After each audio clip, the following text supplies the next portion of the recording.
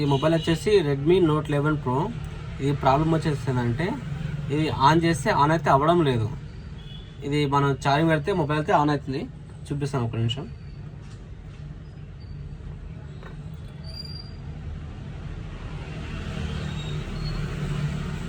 మొబైల్తో పర్ఫెక్ట్గా ఆన్ అయింది.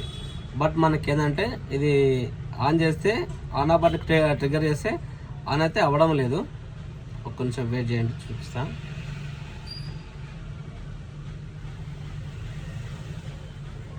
మొబైల్ అయితే పర్ఫెక్ట్గా ఆన్ అయింది.